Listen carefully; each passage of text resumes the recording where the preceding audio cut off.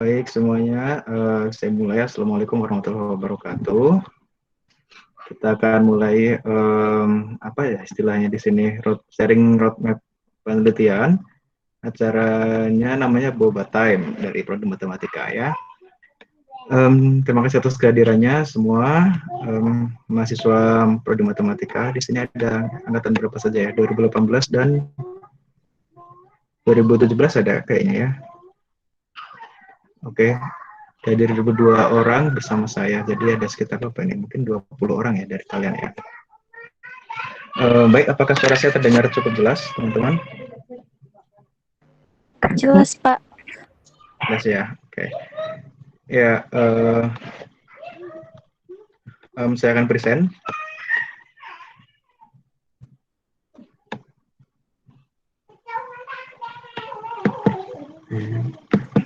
Oke. Ya. Apakah sudah terlihat, teman-teman, di sini? Terlihat, Pak. Lihat ya, oke. Nanti kalau ada yang mau ditanyakan, langsung tanyakan saja. Mungkin ini, apa ya, tidak seformal mungkin pada saat kuliah, gitu ya. Jadi, silakan aja kalau ada yang mau bertanya langsung ditanyakan gitu ya, tidak perlu ada sesi bertanya. Oke, saya akan mulai ya. Jadi ini adalah roadmap penelitian yang saya susun gitu ya, bersama di Prodi Statistika, karena saat ini saya ditugaskan di Prodi Statistika. Jadi kebetulan di Prodi Statistika juga sudah membuat roadmap penelitian. Ya, saya nanti akan sharing mengenai apa yang saya usulkan di Prodi Statistika, dan mungkin dari kalian juga bisa juga tertarik untuk mengerjakannya ya. Oke, pendahuluannya sebelum lanjut mungkin ini akan perlu saya sampaikan. Riset interest saya ada di graph teori, ada optimisasi, modeling, mathematics, statistik, dan aljabar. Jadi ada poin-poin ini yang mungkin saya bisa membantu mengerjakan kalau misalkan kalian tertarik tugas akhir mungkin ya. Tapi yang jadi highlightnya adalah di graph teori, mungkin karena saya banyak bekerja di situ ya. Mungkin saya lebih senang mengerjakan di situ, tapi tidak menutup kemungkinan kalau misalkan kalian ingin bekerja sama dengan saya di bidang optimisasi, model matematika, statistik, ataupun aljabar gitu ya. Nanti kita lihat apa saja yang sudah dan akan saya kerjakan. Oke, ini adalah penelitian terdahulu, background-nya di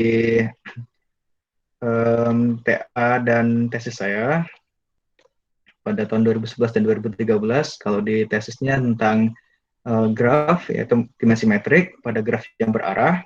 Kemudian kalau di tugas akhir, saya menggunakan Kalman filter untuk trajektori dari misil yang ditembakkan. Nah, ini Kalman filter juga pada saat ini sudah dibuka mata kuliahnya di asimilasi data. Jadi bagi kalian yang ambil mata kuliah asimilasi data, saya kira itu cukup bagus untuk diikuti dengan baik gitu, dan nanti kalau misalkan ada yang tugas akhir di asimilasi data terkait Kalman filter itu juga sangat direkomendasikan ya. Asimilasi data yang sekarang Bu Irma kalau nggak salah yang pegang ya. Nah, ini beberapa publikasi yang sempat terbit ya.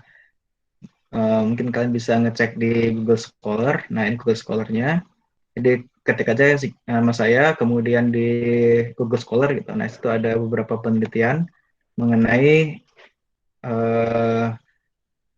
teori graf, mengenai model matematika, gitu ya, mengenai optimisasi, kemudian yang lain-lain. Nah, ini baru sedikit ya yang tersitasi, paling baru 6 gitu. Yang saya kerjakan dari 2014 sampai sekarang ada 2020 ya. Itu nanti bisa kalian cek di Google Scholar. Nah, ini beberapa pengalaman mengenai tugas akhir yang sempat bimbingan dengan saya. Ada beberapa orang ya. Yang pertama ini ada Febriana Priatiningsih pada tahun 2017. Ini mengestimasi kecepatan dan volume kendaraan yang ada di jalan tol ya, menggunakan extended Kalman filter. Jadi Kalman filter itu bisa banyak sekali manfaatnya ya. Bisa juga dikerjakan untuk mengestimasi harga saham misalkan, atau mungkin terjadinya banjir di pinggiran sungai misalkan seperti itu, atau bahkan mengestimasi misalkan terjadinya kebocoran di pipa PDAM. Bisa jadi kalau misalkan kalian bisa membuat model model aliran air di pipa seperti itu, kemudian baru dibuat modelnya ya, dari model itu nanti dicoba diaplikasikan Kalman filter ke situ juga boleh. Nah, kemudian dengan ini Risapurti Arti, ini ada dua, oh sorry, yang pertama ini estimasi di jalan tol ini juga terbit di jurnal Spekta ya pada tahun 2000, saya lupa, 18 kalau nggak salah. Kalau yang ini Risapurti Arti ini juga ada dua luaran ya, dua luaran. Yang pertama ini untuk konferensi nasional matematika di Proceeding, dan satu lagi pemodelan matematika ada di suatu jurnal di Universitas Jember. Jadi bisa kalian cek di tadi Google Scholar-nya. Saya pecah jadi dua. Jadi sebetulnya tugas akhir, tapi saya pecah jadi dua untuk luarannya. Jadi yang dikerjakan adalah Risa ini mengerjakan pemodelan pneumonia ya, di Samarinda. Nah, yang digunakan adalah model ini GWR, Geographically Weighted Regression, kemudian linear regression. Jadi dibandingkan. Selain itu juga Risa mengerjakan pemodelan matematika mengenai pola hidup bersih dan sehat di Kota Samarinda juga. Gitu. Nah, nanti kalian bisa menggunakan pemodelan matematika untuk tugas akhir kalian ya. Nah, keduanya alhamdulillah sudah terbit. Kemudian ini Naurah Nazifah ini bersama Bu Wina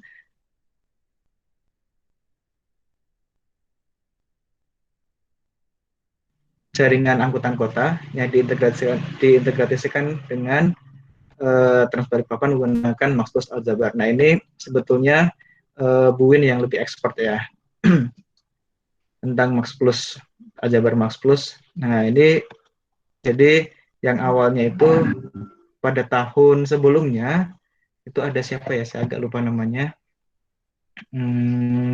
Evina kalau tidak salah.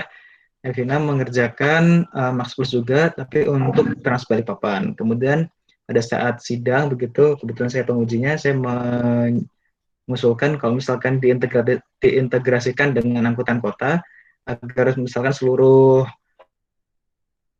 wilayah di Bali ini ternyata dikerjakan oleh Naura.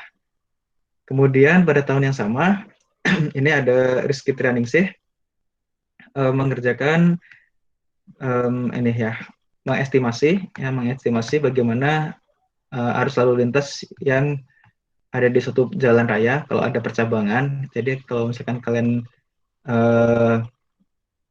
bayangkan gitu ya, ada jalan bercabang kemudian masuk ke satu jalan satu arah gitu. Nah, itu bagaimana nanti hasilnya menggunakan ensemble Kalman filter. Kalau yang awal tadi yang Febriana ini menggunakan extended Kalman filter, yang Rizky Training saya menggunakan ensemble Kalman filter. Gitu. Jadi topiknya sebetulnya sama. Sebetulnya mirip ya, hanya beda metode. Tapi di Rizky Training ini juga ada perbedaan model. Modelnya mirip sebetulnya dengan yang Febriana Priatiningsih. Mirip, hanya ada perbedaan dengan Pak Abrari ya, dibantu untuk memodifikasi. Kemudian dengan Pak Abrari juga saya mengerjakan ini meranking kualitas pendidikan yang ada di di Balikpapan, khususnya di setiap kecamatannya, menggunakan logika Fazi, khususnya di Fazi Mamdani. Ini siapa ya ini ya? Amalia Rizky Ananda. Kalau yang Rizky Trensi ini belum terbit ya. Kalau Amel ini diterbitkan di, bukan terbit ya, di repository. Jadi sudah dimasukkan di repository mereka. Jadi mungkin bisa dicek. Kemudian selanjutnya dengan menggunakan logika Fuzzy juga, kami ingin sebetulnya jauh lebih besarnya itu ingin memodelkan kota layak huni gitu di Balikpapan ini mengkaji kota layak huni itu seperti apa gitu ya. Ini baru dikerjakan dua dua indikator. Yang pertama mengenai kualitas pendidikan, yang kedua mengenai kualitas keamanan. Dilihat dari banyaknya kriminalitas yang terjadi. Jadi ini Naufal Fatur Rahmah mengerjakan bagaimana tingkat kriminalitas yang ada di setiap kecamatan di Balikpapan.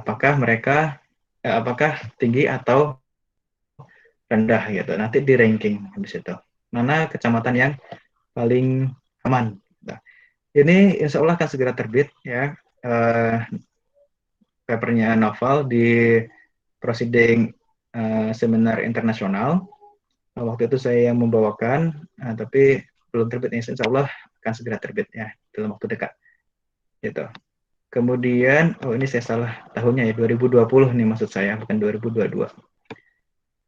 Kemudian ini ada Muhammad Hidayat dengan Bu Mila.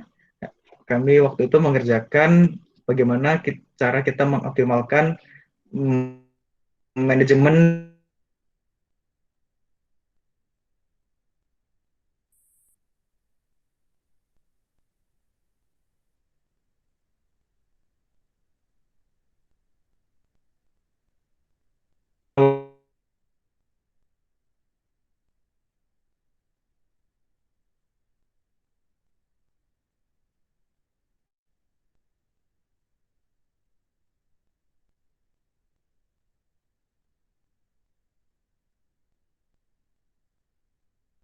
kita uh, kita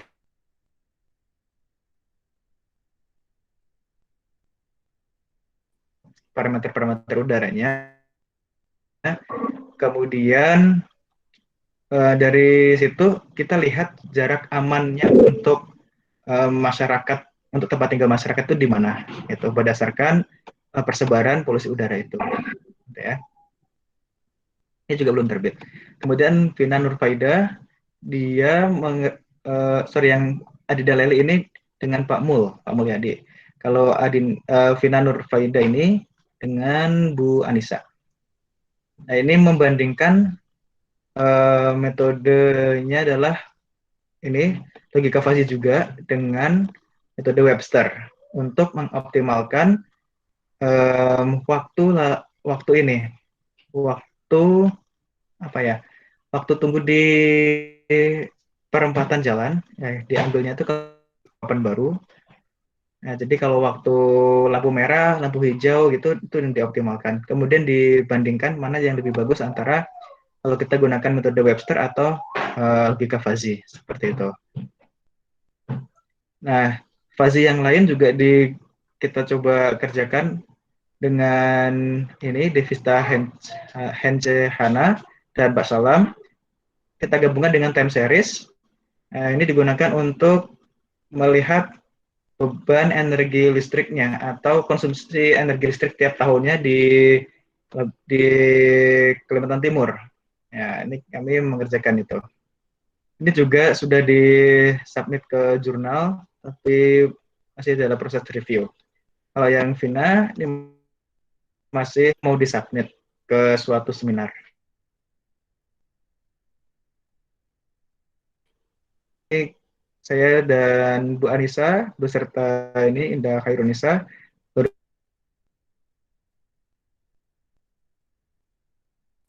kajian dekomposisi. Nah, ini rencananya akan disubmit di suatu jurnal juga, belum terbit, baru disubmit, dan rencananya akan bisa diperluas untuk ukuran yang lebih besar lagi ya, secara umum gitu.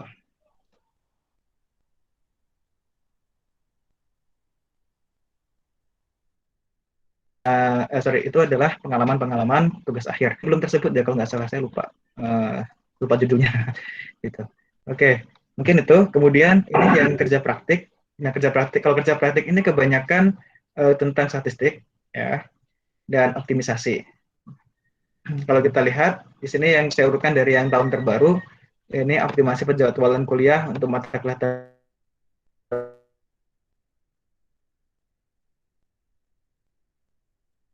mereka yang dikerjakan oleh Khairunisa. UKT di ITK ini dikerjakan oleh Syafi'i, kemudian pengaruh rasio efektivitas dan efisiensi terhadap rasio pertumbuhan pendapatan APBN di ITK ini dikerjakan oleh Diana. Halo, mungkin barangkali Diana ada juga di sini. Kemudian tahun-tahun sebelumnya ini dikerjakan oleh Adinda dan Nur Hanifa di Bapeda kalau nggak salah. Analisis pengaruh hasil inflasi dan indeks pembangunan manusia terhadap tingkat kemiskinan Kota Balikpapan, dan ini regresi linear berganda terhadap jumlah rumah layak huni di Kota Balikpapan. Semuanya menggunakan regresi sebetulnya. Kemudian selanjutnya ini di mana ya? Di yang depannya Taman Tiga Generasi itu apa ya namanya ya? Saya lupa. Dinas Perhubungan.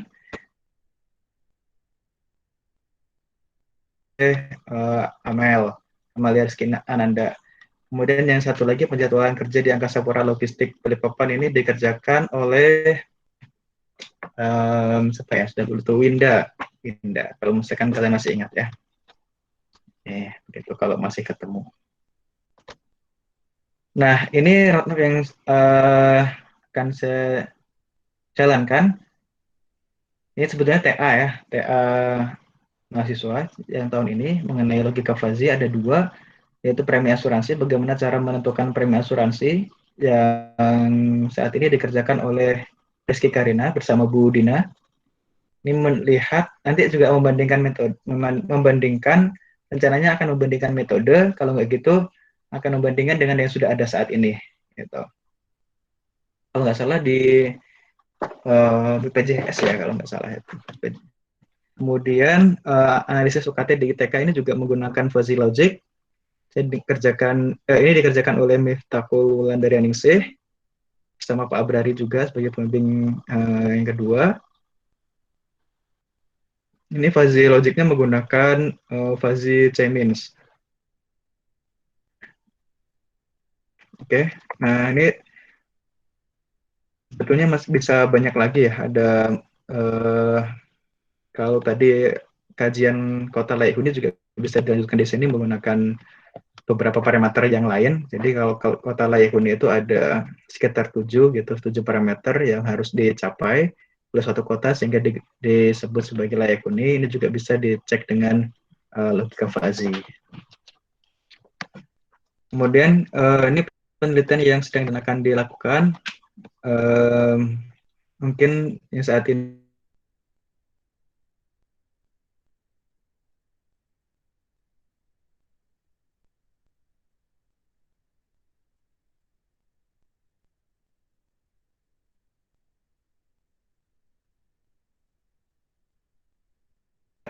yang pertama kalau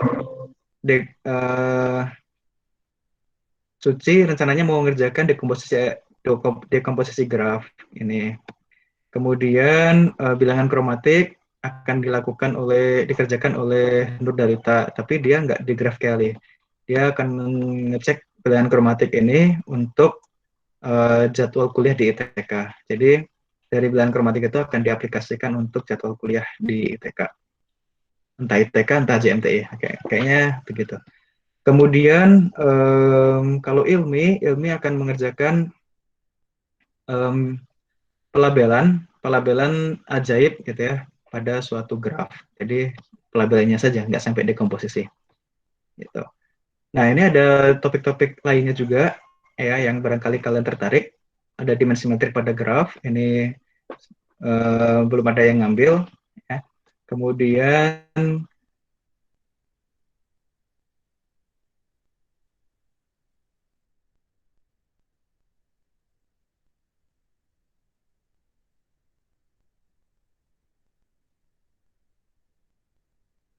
lagi ini dari grafnya. Kalau ada pertanyaan silakan ya. Kemudian ini yang baru terbersih dari saya adalah mengenai kriptografi, yaitu pengamanan pesan. Jadi kita akan mencoba mengkaji hubungan antara teori grup, teori graf, dan kriptografi untuk pengamanan pesan ini. Jadi mungkin kita bisa, kalau grup dan kriptografi ini sudah jelas ya ada hubungannya. Kalau graf ke kriptografi ini belum tertarik gitu ya, tertarik untuk menggabungkan mereka semua ini, poin-poinnya ini untuk kriptografi, nah itu sangat open. Ya, silakan. Nah, untuk yang optimisasi, Kalman filter di sini kita sebutnya Kalman filter ini poinnya teori estimasi ya. Kemudian ada model predictive control. Kalau mau nanti kita bisa kerjasama dengan Bu Irma. Bu Irma ini bidangnya Bu Irma juga ya. Kita lembahkan misalkan fuzzy logic jadinya adalah fuzzy Kalman filter.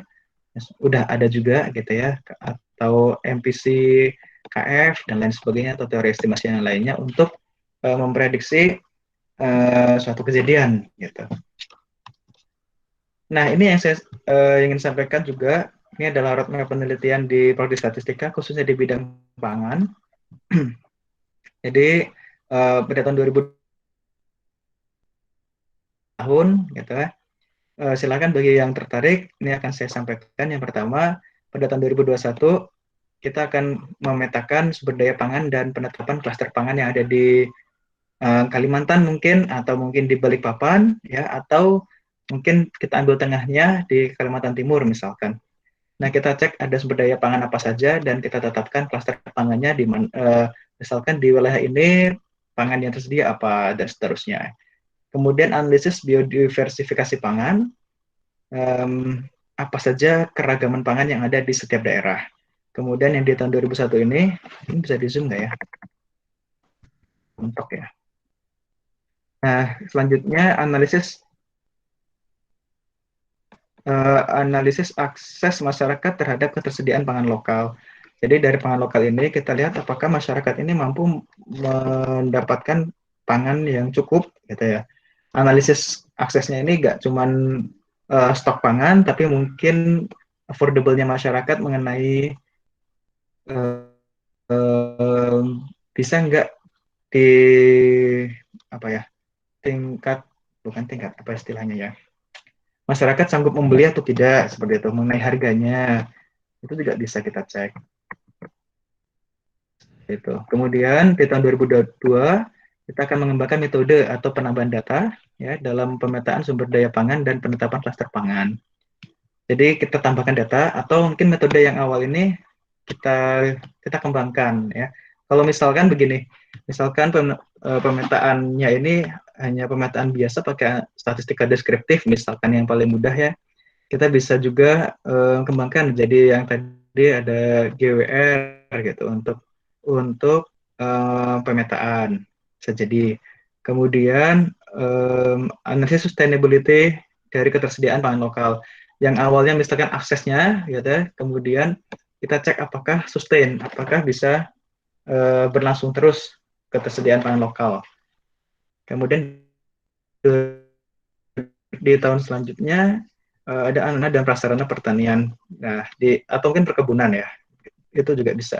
Nah, tujuannya apa? Tujuannya akan kita lihat dari sustain ini, kemudian sarana dan prasarana akan apakah cukup gitu ya ke depan untuk bisa 2024 ini. Ya, ini ada analisis rantai pasok kebutuhan pangan lokal hingga ekspor komoditas.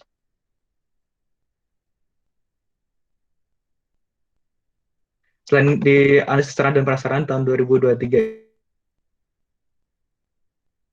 ya, kalian juga bisa dari awal sih sebetulnya. Cuman ini saya runtut saja apa saja yang harus dikerjakan pertahapannya. Di tahun selanjutnya, selain yang tadi rantai pasok, kita juga akan mengkaji manajemen sumber daya pangan dan pengaruhnya terhadap lingkungan ekonomi dan bisnis. Jadi misal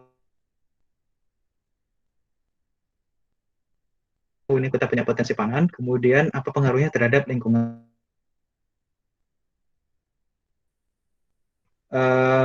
wilayah untuk produksi pangan ya. Dari sini analisis faktor peningkatan mutu dan kuantitas pangan. Dari situ apakah ada dampak? Kalau misalkan kita perluas secara areanya, berarti lingkungannya mungkin akan berdampak. Untuk ekonomi juga akan ada dampaknya gitu ya. Nah, seperti itu kita lihat. Kemudian kajian kebijakan pangan untuk tahun 2025 dari yang sudah ada, bagaimana respon dari masyarakat maupun pemerintah dan bagaimana kebijakan dan apa juga nanti dampak dari kebijakan yang sudah dikeluarkan. Itu juga akan kita kaji ya mengenai kajian atau bahkan skenario pemanfaatan sumber daya pangan yang lain. Jadi pemanfaatan sumber daya pangan itu kita skenariokan ada berapa macam begitu, berapa plan dan bagaimana kedepannya itu bisa diprediksi juga. Nah mungkin itu selain itu juga ada pemanfaatan bahan pangan yang optimal. Nah dari pangan tersebut ya, kenapa tadi ada beberapa kajian seperti ini? Kajian-kajian itu dirinci lagi membuat model spasialnya, misalkan ini secara sainsnya membuat model spasial atau mungkin modelnya itu nanti bisa kita kembangkan juga dengan menambahkan deret waktu, misalkan selain model spasial kan kita deret waktunya pasti bisa dicek lagi dengan time series. Kemudian kita buat model spasial dan deret waktu. Kemudian bisa juga model panel dan spasial multivariat. Nah ini Pak Salam ya, barangkali beliau berkenan ke multivariat ya. Kemudian pengembangan model space-time, kajian model space-time. Kemudian produknya tentu ini model analisis dan model terbaik. Kalau perlu membuat paket programnya. Kemudian ini prosesnya kita membentuk model, membandingkan model nanti bagaimana model yang terbaik tadi, dan menambah jenis analisis data. Utilisasinya adalah informasi ini untuk menyelesaikan masalah, memperkaya model, mempermudah analisis, dan memberikan informasi untuk pengguna, serta kesimpulan dan analisis masalah. Dari analisis masalah. Oke, mungkin itu sharing roadmap penelitiannya. Barangkali ada yang mau diskusikan. Silakan.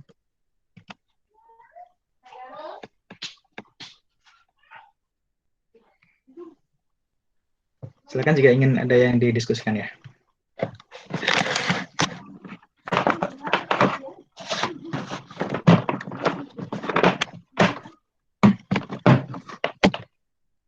Apakah ada yang ingin didiskusikan?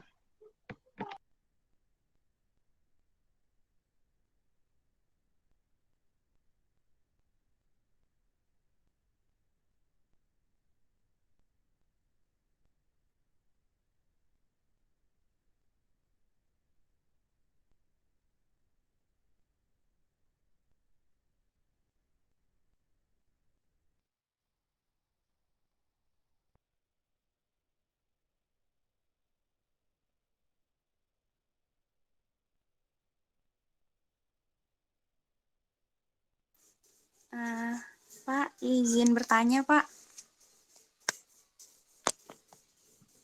Oke, silakan. Siapa? Bukan bertanya sih, Dinda. pengen ini sih, pengen apa? Diceritain gitu. Kalau misalnya saya kan sebenarnya tertarik di bagian teori graf gitu ya, Pak. Nah, ini tadi kan kita bahas tentang teori graf kayak masih belum dalam gitu ya, Pak, tentang penelitian Bapak. Nah, saya pengen denger yang dalamnya gitu. Maksudnya kayak keseluruhan Bapak tuh nelitinya gimana, terus nanti yang saya butuhin gitu, yang saya harus pelajarin kayak gitu, Pak. Oh, oke. Kayak gitu sih, Pak. Ya, sebentar. Jadi kalau di teori graf itu, seperti yang saya sempat kasih pengalaman mengenai proyek kecil di PTG ya, kelas teori graf, seperti itu. Jadi kalian belajar studi pustaka dulu, kemudian menentukan kira-kira mau topik apa yang mau dikerjakan gitu ya. Nah setelah itu baru mencoba diaplikasikan dalam satu graf. Kalau misalkan nanti kalian mendapatkan conjecture ya, atau mungkin teoremanya sudah kalian buktikan, nah itu baru kalian propose. Jadi tahapannya ke situ. Walaupun kecil hasilnya tidak masalah gitu ya, untuk dipropose jadi proposal tugas akhir misalkan, atau kalian mau buat lanjutkan sendiri secara mandiri untuk jadi penelitian juga boleh. Nah dari situ akan terlihat bahwa rencana penelitiannya sudah clear dan bisa dijalankan. Karena itu penelitian ini ya, penelitian teori Jadi yang perlu, kalau dari saran saya, kalian seperti itu dulu, gitu, dikerjakan dulu hasil-hasil pendahuluan sebelum maju proposal, baru nanti setelah punya hasil pendahuluan baru terus proposal dan diseminarkan proposalnya. Ya memang harus jauh-jauh hari. Kalau yang dulu mau dilanjutkan juga boleh gitu ya, tapi mungkin akan ada sedikit kompromi gitu. Maksudnya penyesuaian tentang topiknya ini apakah bisa dikerjakan secara lebih luas atau tidak gitu. Kalau misalkan topiknya sangat kecil gitu, itu sayang untuk jadi tugas akhir karena mungkin penguji yang lain akan menanyakan kok cuma segini saja yang dikerjakan gitu, mungkin lebih luas lagi harusnya gitu. Nah, sebelum ke proposal kita perlu diskusi mengenai hal itu kalau teori graf ya. Dan mungkin kripto juga begitu, mungkin kalian belum ada yang ambil kriptografi ya, baru ada beberapa yang ambil kripto di sini. Saya kurang tahu siapa yang hadir. Nah, mungkin ada yang ambil kripto. Nah, kriptografi, nah itu juga begitu. Jadi kalian juga ngecek dulu kira-kira bisa diaplikasikan atau tidak gitu. Baru nanti dibuat proposalnya. Mungkin begitu, Rinda. Cara garis besarnya.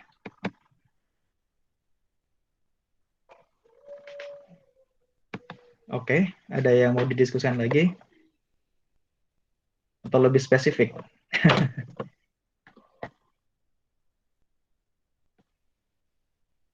Kalau yang kemarin kan kalian belajarnya bilangan kromatik ya. Bilangan kromatik itu bisa juga untuk penjadwalan ya, bisa juga untuk penjadwalan atau mungkin pembagian seni.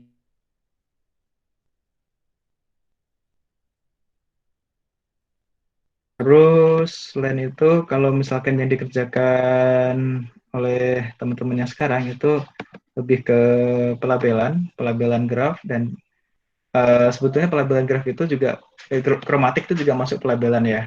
Kan masuk jenisnya ada banyak. Kalau yang dikerjakan sekarang ada dekomposisi itu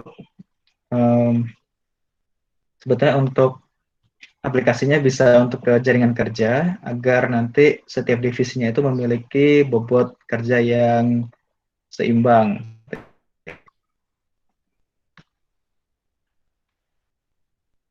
Oke, ada yang mau ditanyakan lagi?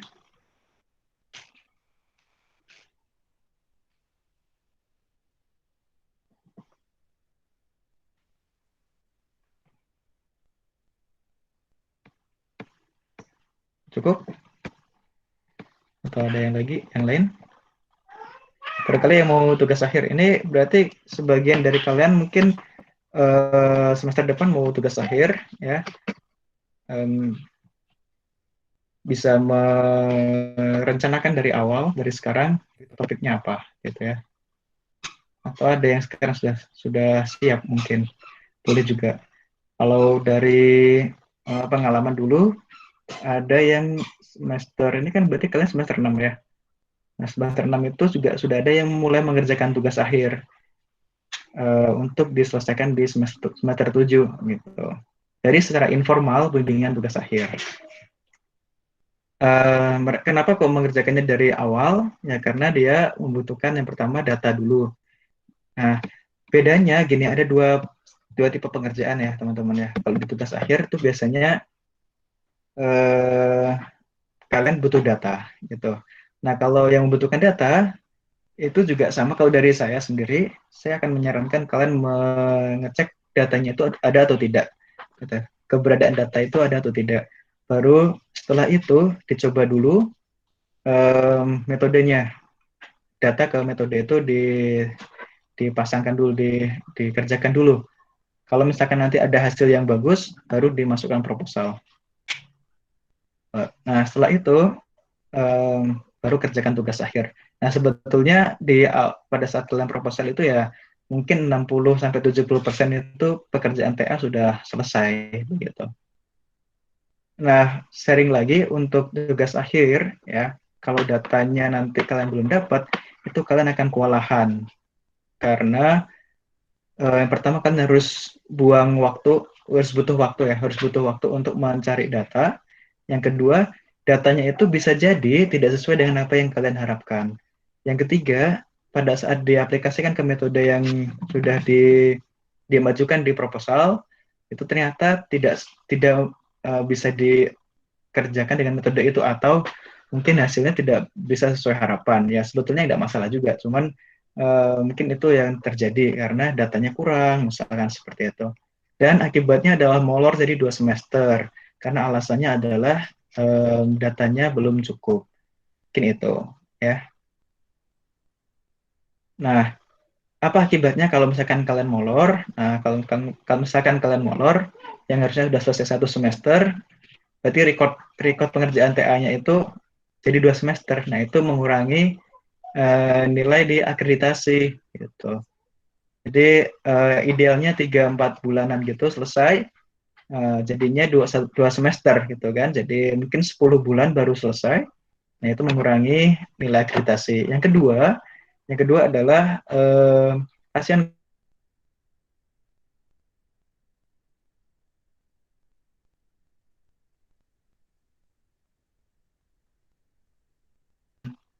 sangat disayangkan. Gitu. Mungkin begitu. Itu sharing pengalaman juga ya, selain sharing roadmap penelitian. Ada lagi yang mau ditanyakan? Silakan. Kalau nggak ada berarti selesai.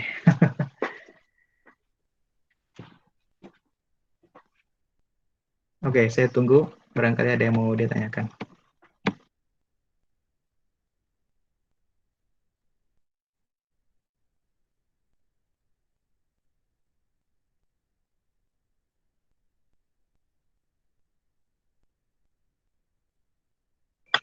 Pak, boleh bertanya, Kak, Pak? Iya, silakan, Anita. Saya mau bertanya, Pak, terkait yang tugas akhir itu. Kalau tugas akhir itu, kita itu harus mengumpulkan judul terlebih dahulu, Pak. Ya, nah ini sip. Saya sekalian kasih ini. Sebentar. Jadi untuk tugas akhir ya, untuk tugas akhir ya, ada dua pengalaman juga yang akan saya sampaikan di sini. Yang pertama adalah saya jawab dulu pertanyaannya. Iya, judulnya disampaikan dulu ya. Nah, ada dua cara ya untuk menyampaikan judul. Yang pertama bukan untuk menyampaikan, tapi untuk mendapatkan judul itu ya. Yang pertama, kalian mungkin dari sharing session seperti ini ya, mungkin ada yang tertarik dengan roadmap penelitian dosen ABC gitu ya, tertentu. Nah, silakan di propose itu untuk misalkan ingin mengerjakan penelitian tentang ini gitu ya, bersama Bapak Ibu gitu misalkan. Nah, yang mudah adalah saat misalkan kalian mengikuti roadmap penelitiannya. Karena dari roadmap penelitian itu, Bapak Ibu dosennya sudah memiliki gambaran mengenai apa yang harus dikerjakan setiap tahapnya. Nah, itu ya. Kemudian kalian bisa mengerjakan sesuai tahapan itu, nanti bimbingannya bisa lebih intens gitu ya. Bimbingannya bisa lebih intens dan terarah, jelas gitu tahap-tahapannya, misalkan ini kurang begini, memberikan sarannya jelas. Mungkin itu. Tapi seperti itu biasanya kalian barangkali punya topik ya. Nah, itu mungkin tidak sesuai dengan topik kalian, tidak sesuai dengan harapan kalian. Nah, mungkin seperti itu. Kerugian yang lain adalah kalau misalkan kalian pasif, ya, kalian tidak akan bisa menikmati penelitian itu, gitu. Nah, kalau pasif ya, maksudnya pasif itu ya sudah ngerjakan aja. Suruh ini ya sudah dikerjakan. Tambah lagi ini kurang apa Pak? Begini. Nah, itu nggak enaknya di situ. Ya kalau pasif. Jadi pada saat ujian tugas akhir, misalkan pas sidang begitu kita baca reviewnya, kita review laporannya. Nah, biasanya kaku laporannya itu, nggak ngalir gitu kalau tidak sesuai dengan harapan kalian, begitu. Nah, yang kedua adalah kalian bisa propose topik penelitian untuk tugas akhir dengan topik apa saja gitu ya ke salah satu dosen yang kalian harapkan gitu misalkan begitu. Tapi kalau yang seperti itu mungkin kalian akan memiliki sense saya suka dengan topik ini gitu ya, dan saya akan semangat mengerjakan ini. Hanya saja pada saat nanti terjadi suatu atau ya dihadapkan pada suatu masalah yang kalian nggak ngerti gitu ya. Nah kami juga kadang nggak ngerti topiknya apa sih gitu. Ruhianya ada di dosen pembimbing gitu ya, karena akan membutuhkan waktu yang agak lama mempelajari hal itu, gitu, karena tidak semua dosen pembimbing memiliki background yang sama dengan apa yang kalian harapkan. Nah itu yang jadi agak lama dan tentu proses reviewnya juga butuh waktu lama gitu ya. Biasanya juga akan bingung kalau misalkan mau mengarahkannya kemana, karena butuh riset juga ya dan butuh pengalaman untuk membimbing dengan topik yang kalian ajukan gitu. Ya ada plus minusnya, nanti kalian bisa consider sendiri ya mana yang lebih bagus begitu. Begitu Anita, ada yang mau didiskusikan lagi? Pak mau nanya lagi Pak. Jadi kalau Ya. semisalnya udah dapat judul Mm-hmm. judul, tapi ternyata pas di tengah-tengah prosesnya itu kayak nggak sesuai sama judulnya gitu Pak. Itu tuh jadi bisa ganti judul lagi atau isi. Mm-hmm. Ya bisa bisa apa ya? Bisa dipertahankan yang pertama, bisa dipertahankan ya intinya sabar-sabaran sih. Kerjakan tugas akhir itu yang pertama sabar, ikhlas dan niat, kemudian sistematis, disiplin gitu. Ya kalau misalkan nggak sesuai, nah mungkin bisa didiskusikan dengan dosen pembimbingnya nanti, kok nggak sesuai dengan harapan di awal, bagaimana ya gitu. Bisa ganti judul. Nah itu opsi yang paling paling trivial ya. Kalian bisa ganti judul, ya artinya kalau ganti judul kalian harus seminar proposal lagi. Nah kalau seminar proposal itu juga tergantung dari nanti di prodi apakah eh, tengah-tengah semester misalkan ya di luar jadwal seminar proposal atau tidak. Kalau diizinkan ya bersyukur, kalau nggak diizinkan artinya kalian harus menunggu semester depan gitu ya untuk judul yang baru gitu. Nah kalau misalkan rajin bimbingan, rajin diskusi gitu ya, kalau misalkan ada permasalahan gitu biasanya bisa didiskusikan ini, oh kita modif penelitiannya ke arah sini gitu. Di mungkin metodenya gitu dicari metode lain yang tepat, atau mungkin datanya ditambahkan lagi, atau batasan masalahnya ditambahin, atau mungkin apa lagi ya, nggak tahu, mungkin sejauh itu pengalamannya ya, bisa diganti, bisa diperbaiki datanya, kita ganti atau ditambah gitu ya, masih mengarah ke topiknya, atau mungkin menambahkan batasan masalah ya gitu. Atau bahkan begini, kalau misalkan ada yang tidak sesuai, ya kita kerjakan sampai sesuainya itu. Bisanya sampai apa gitu. Tapi ya tentu tidak mengurangi uh, level level tugas akhir gitu. Level capaian tugas akhirnya tidak dikurangi. Kemudian nanti pada saat seminar hasil, nah itu biasanya akan disampaikan alasannya kenapa kok ada perbedaan dengan yang diproposalkan. Begitu. Itu biasanya.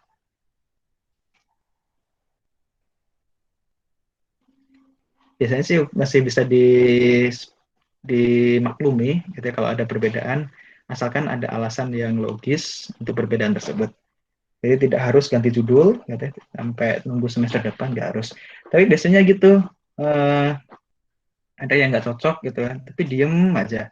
Kalau kalau nggak ditanyain, nggak ada yang tanyain pun kadang em, nggak segitu. Nah, em, gimana ya? Mungkin bagusnya ya kalian harus harus mandiri. Jadi tugas akhir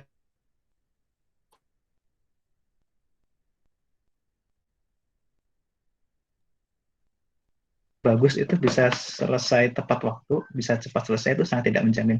Dan sudah dibuktikan banyak kejadian. Bahkan yang IP-nya bagus pun sidangnya ngulang gitu ya. Yang IPK-nya sangat bagus ya, cum laude gitu. Sidangnya tuh ngulang karena gagal total di sidang gitu. Gitu. Ada di tahun lalu itu bukan tahun 2020 ya, 2019 mungkin atau 2018 gitu. Sidang tugas akhirnya itu mengulang padahal IP-nya dia tuh bagus banget ya, cum laude lah gitu. Itu ngulang, banyak sekali yang ngulang. Kalau yang tahun kemarin itu banyak proposal yang ngulang. Walaupun ada beberapa sidang yang ngulang juga gitu.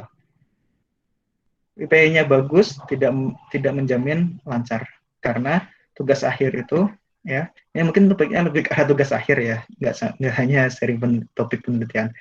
Kalau tugas akhir itu biasanya itu kedisiplinan dari kalian ya, IP-nya sedikit tapi rajin mengerjakan itu akan lebih menjamin kalian sukses di tugas akhir gitu.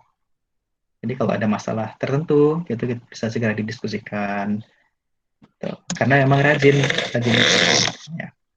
Rajin bimbingan terus ya. Nah ini yang pengalaman lain ini jadi sharing pada saat revisi. Nah itu yang paling sebel adalah memberikan laporannya itu mepet pada jadwal seminar misalkan. Nah pengujinya itu pasti tidak mau membaca pasti tidak mau membaca proposal kalian karena mepet. Bisa jam 6 sore baru muncul di email, padahal jadwal seminarnya itu besok. Gitu.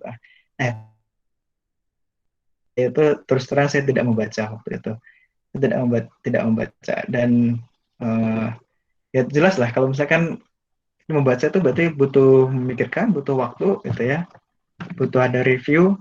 Sedangkan sangat mepet, H-1 bahkan H- berapa jam itu baru terkirim. Ada juga yang draftnya itu ngirimnya salah gitu ya. Kok beda dengan apa yang disampaikan di seminar gitu. Oh ternyata draftnya salah. Nah itu kacau. Gitu.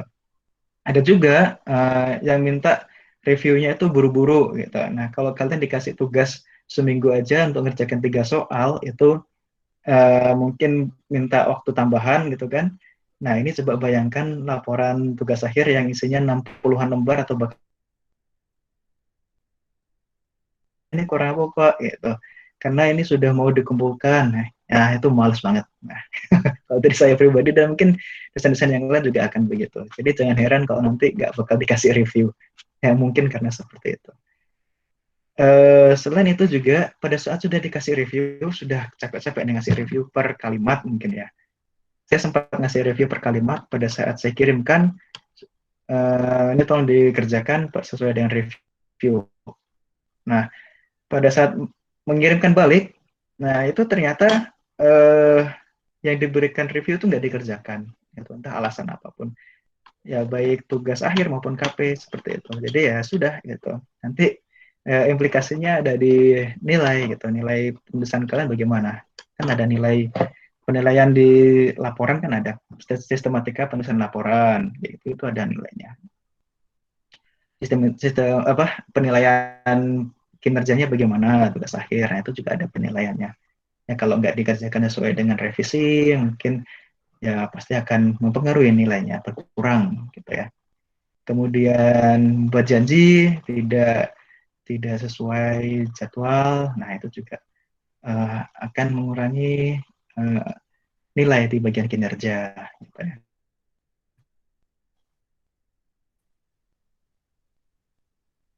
Ada juga mengendalikan siswanya butuh, tapi seakan-akan nggak butuh gitu. Nah itu yang sangat tidak diharapkan. Itu mungkin sharing yang mungkin berlebihan dari pertanyaan Anita.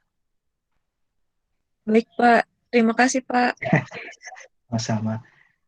Oh ya, satu lagi, kalau misalkan kalian butuh, kalian ngirim pesan ya, ngirim pesan via WA gitu ya.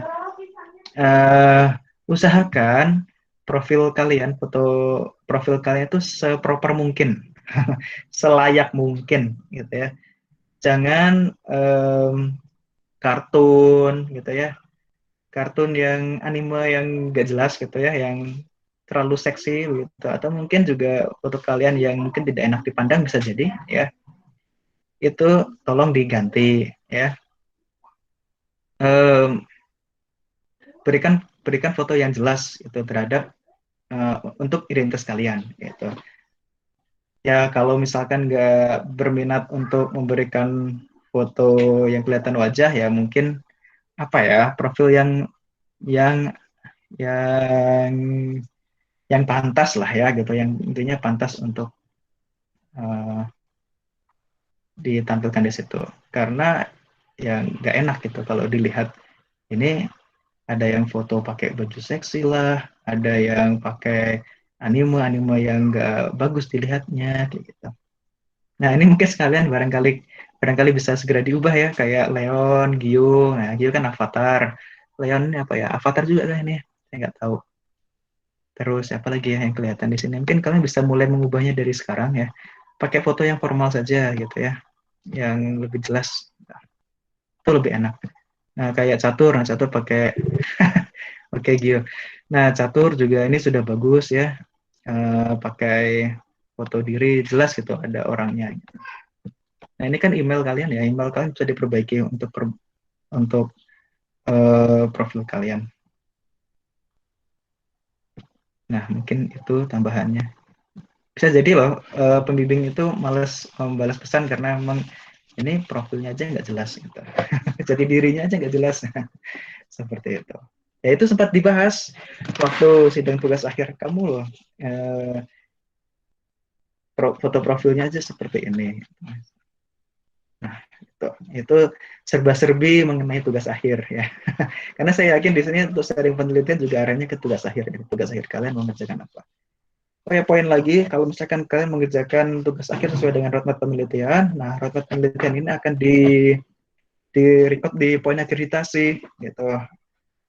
Misalkan nanti dosen pembimbing kalian mengajukan hibah penelitian gitu, nah kalian juga bisa masukkan nama kalian di nanti akan ada poin juga di akreditasi berapa banyak mahasiswa yang masuk ke penelitian dosen kayak gitu. Terus nanti misalkan penelitian dosen ada berapa banyak yang diimplementasikan dalam pengajaran, itu juga bisa jadi poin. Seperti yang mungkin di PTG, nah itu kalau tahun lalu saya coba yang di komposisi ajaib, nah itu hasil dari penelitian saya coba masukkan dalam kuliah di PTG gitu. Semoga nanti bisa terikut. Nah itu poin pentingnya kita sharing roadmap penelitian agar bisa saling pertama berkolaborasi ya. Yang kedua bisa saling support untuk meningkatkan nilai di akreditasi. Begitu. Ada lagi teman-teman yang lain? Silakan.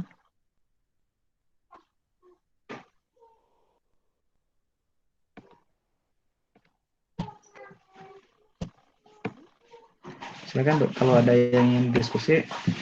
Kalau misalkan dirasa cukup berarti kita sudahi.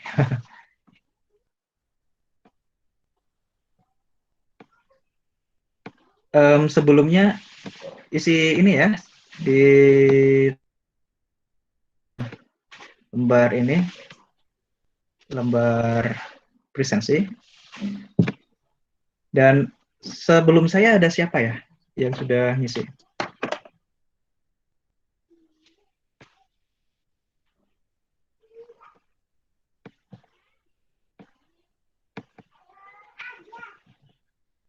Halo? Kalian belum berubah sepertinya ya? Izin menjawab Pak, jadi ada Bu Kartika, ada Pak Aska, dan Bu Anissa Pak. Oh, tadi saya keempat ya? Iya Pak. Oke, thank you. Nah, saya sangat sarankan ke kalian untuk segera berubah ya. Segera berubah untuk cepat merespon. Kalau misalkan ada yang tanya, segera direspon gitu. Itu penting buat kalian. Kalau misalkan nanti kalian kerja diem-dieman aja, itu nanti males nanti pimpinan kalian ya. Kalian Ini demi masa depan kalian ya, paling nggak cepat respon, menunjukkan keberadaan kalian gitu ya. Nah itu, nah itu ada backsound ya, mohon maaf.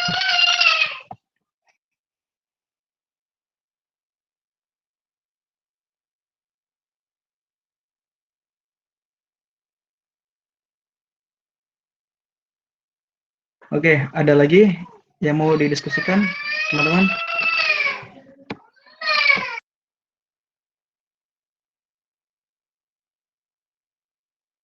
Untuk sekarang belum ada. Belum ada, Pak. Oke, kalau tidak ada, berarti mungkin bisa kita cukupkan. Oh, ini ada. Yuk. Thank you. Untuk pendukung yang menunjang untuk TA teori graf itu apa saja, Pak? Ya, teori graf. Kan kamu sudah ambil PTG. Kalau teori graf berarti ya ambilnya PTG. Kemudian kalau mau diaplikasikan ke yang lain bisa juga, misalkan apa ya? Misalkan aljabar group, aljabar ring itu juga bisa kita kaitkan ke teori graf karena memang sebetulnya teori graf itu kaitannya ke aljabar. Ada juga misalkan kalian mau ke Markov ya, rantai Markov mungkin bisa juga ke teori graf, atau tadi ya teori probabilistik yang sebentar saya sampaikan di sini. Kajian probability pada graf ya, berarti kalian butuh teori peluang. Tapi ini teori peluangnya bergabung dengan teori grup. Jadi kalian bisa 3, teori grup, teori peluang, dan teori graf. Seperti itu, Gio. Ini tergantung mau topiknya apa. Gitu. Atau mau ke kripto, nah bisa juga nih. Tapi saya belum mengkaji. Nah ini butuh kajian mungkin setahun 2 tahun untuk bisa dapat apa ya, benang merahnya. Atau barangkali kalian googling ya. Teori graf nih, kelihatan nggak googling saya? Graph theory and cryptography. Atau apakah ada nih, ternyata ada teman-teman ya, ada encryption algorithm using graph theory. Nah, ternyata ada gabungan antara teori graph dan teori cryptography. Ini an application of graph theory in cryptography. Nah, seperti itu. Mungkin kalian bisa juga nyandingkan dengan beberapa mata kuliah. Nah, ini tahun berapa ya? Tahun 2018, nah relatif baru ya. Di sini ITSPAM, International Journal of Pure and Applied Mathematics tahun 2018. Ini ya, kalian bisa googling ya, bisa googling dari sekarang mau apa ya gitu topiknya. Nah itu bisa. Nah, ini bisa dibaca. Ini orang mana yang ngerjakan? Orang India ya.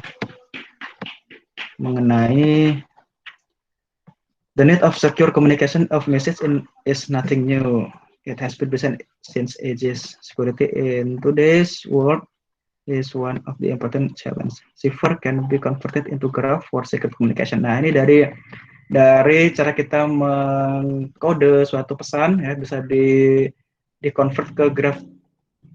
Nah, ini menarik juga ya untuk dikerjakan, Gio. Kalau kamu tertarik, bisa diambil dari teori graph bisa digabungkan juga dengan kuliah kriptografi. Di sini keywordnya kita lihat ada adjacency metric yang saya kira kalian sudah kenal, metrik adjacency, graph Euler juga sudah tahu, Hamiltonian circuit tahu. Nah, mungkin yang perlu kalian tahu ya ini kriptografi, encryption, description, plain text, and ciphertext. Nah ini sepertinya nggak terlalu susah. Sepertinya begitu. Nah kalau kalian berminat silakan aja join ke kuliah kriptografi hari apa ya, kripto tuh hari, saya lupa, hari Selasa kalau nggak salah, Selasa sesi 2 mungkin kalau saya nggak salah ya. Kita coba lihat di sini dia menggunakan apa gitu. Kita cara cepat membacanya begitu. Oh ini ada semacam istilah.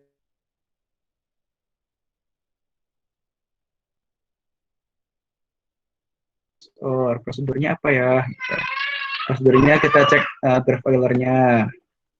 propose encoding sistemnya bagaimana, dia pakai ASCII. Gitu. Apa itu ASCII? Cari lagi informasinya. Kemudian decodingnya bagaimana. Nah, kemudian ini ternyata bisa dibentuk dalam suatu matriks gitu. Dan mana grafnya? Grafnya dari ini, dari sini, dari ini ya. Ini kayaknya adjacency matrix deh kayaknya di sini. Saya belum ngecek nih, belum baca juga.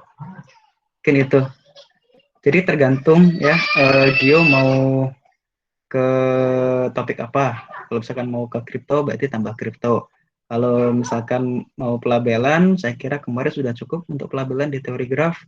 Kalau misalkan mau gabung ke fuzzy, nah berarti kalau tidak salah ada kuliah teori fuzzy ya dengan Pak Mulyadi. Nah silakan ambil kuliah teori fuzzy. Gitu. Apalagi Markov mungkin, nah kalian bisa cek mata kuliah apa ya yang ada Markovnya, saya lupa. Ya, saya lupa itu ada apa. Mungkin itu Gio.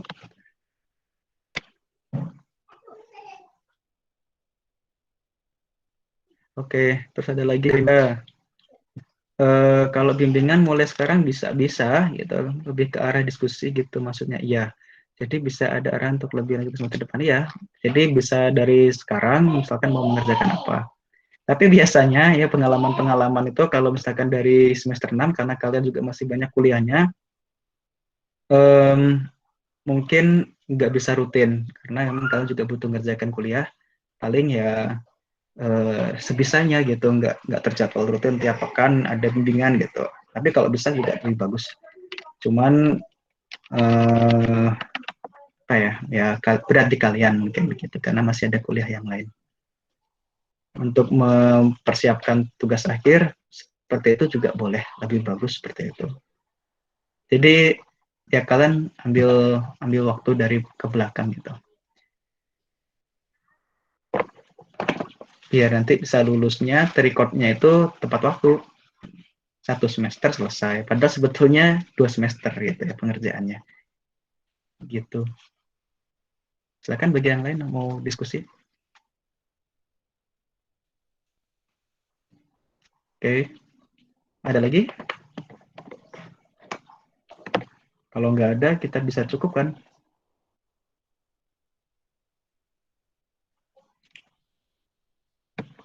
Oke, cukup?